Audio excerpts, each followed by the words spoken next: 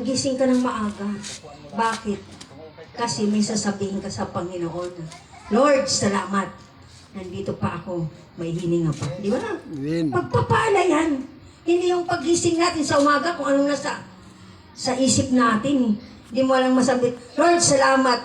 Buhay pa ako. Di ba? Hindi. Ano kayang almusal namin? Ano kayang may kape ba? May pandesal ba? Di ba ganon? Muna sabi nga, unahin mo muna ang Panginoon.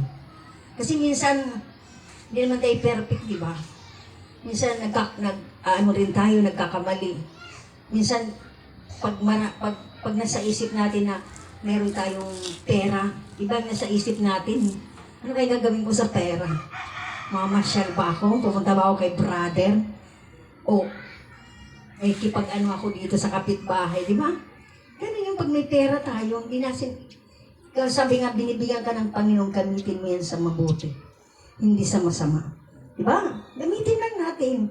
Kasi hanggat dito nabubuhay pa tayo, sabi nga, masaya. Minsan, hindi. Di ba? Kasi masaya ka lang kay may pera ka eh. Pag wala kang trabaho, wala kang pera, hindi ka masaya. Bakit? Malungkot ka eh. Kasi nagmumurmur. Ang daming murmuring tayo sa buhay natin. Sabi ka kung anong binigay sa'yo ng Diyos, pasalamatan mo. Di ba? Kasi talaga naman, realidad talaga ng mga Kristiyano. Mawalan ka lang ng trabaho, mawala ka na talagang ng pera. Talagang maraming sa buhay natin, murmuring. Pero hindi tayo nag-iisip ng mabuti na nandiyan pala ang Panginoon. Siya ang may purpose sa buhay natin. Kung ano ang gagawin po natin. Di ba?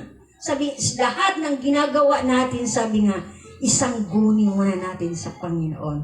At ang Diyos ang magbibigay sa iyo ng magandang kaalaman para maayos din ang gagawin mo.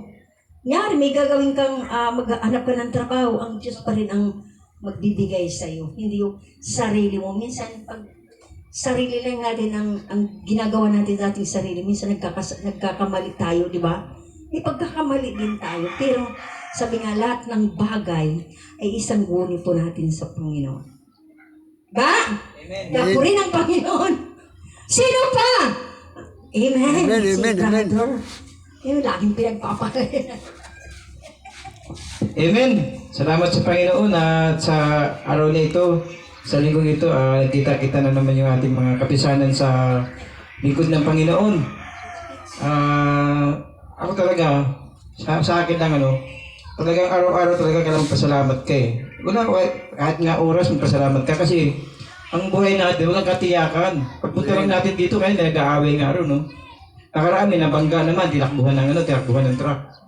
Kung alam nyo lang, may sakit dyan sa highway. May nasagasaan, tinakbuhan ng truck. Hindi niya inaasahan. Alam ko, family lang siya. Basta pagpunta niya roon, nasagasaan siya, ang masama pa, tinakbuhan ng driver ng truck. Kaya nga, kung wala tayong Diyos sa buhay natin, sinong magiging sanggalang natin? Ba? Dapat, bago umalis ng bahay, magsangguni ka sa Panginoon, ayon sa sinasabi ni Sister, dapat lahat ng bagay ginagawa natin sa pananampalataya, sa Diyos tayo magsasangguni. Huwag nating isipin na matalino tayo, pero tayong alam. Minsan kasi ang tao, pag natatalino na, nakakalimutan yung salita ng Diyos eh. Amen. Yung Biblia nababasa pero hindi sinusunod eh. Bakit nagkaroon ng giya? Bakit may Bible at hindi natin susundin?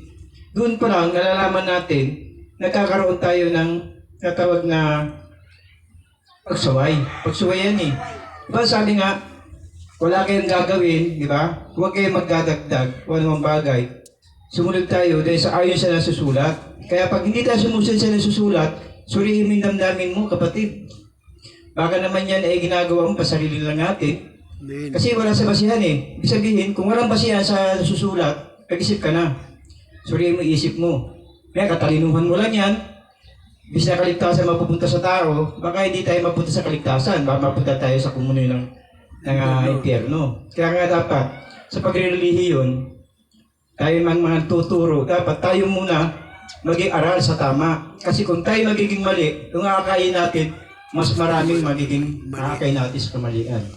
Kaya dapat kagdasal sa Panginoon, bigyan niyo ako ng kaalaman, proteksyonan mo ko, Panginoon. Malaman ko, hindi lamang yung lagi ko alam. Dapat magsaliksik tayo sa kasulatan ng Diyos na nakikita natin sa realidad.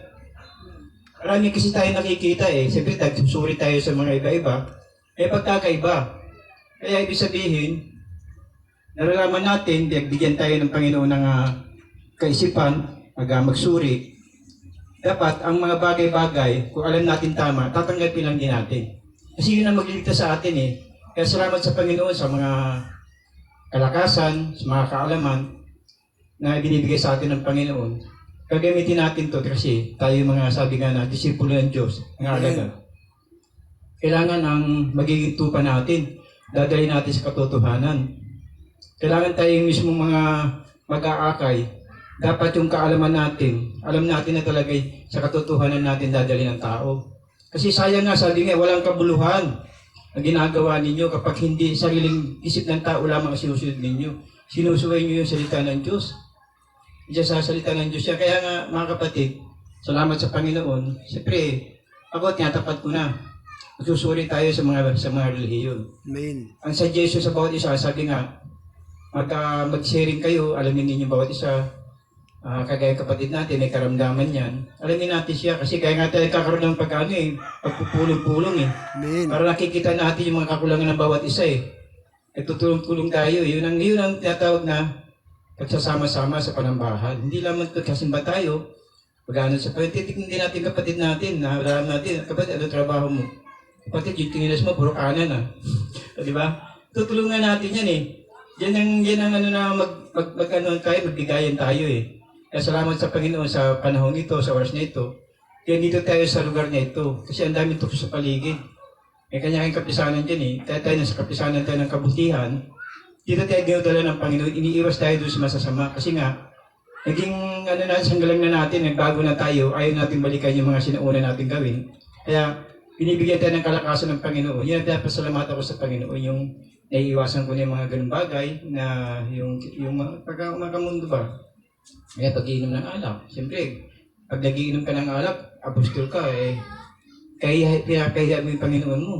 Amen. Ikaw yung ba yung alagad ng Diyos? Sagasa-basa na baso naman. Kaya dapat yun, tatanggalin natin dahan-dahan hanggat may panahon pa. Kasi hindi natin alam ang buhay natin. Kaya salamat sa Panginoon sa magang ito. At nandito pa tayo lahat. Maraming salamat, Lord. Amen. Pwede ng Diyos sa bawat buhay na naririto. Sino pa? Hello?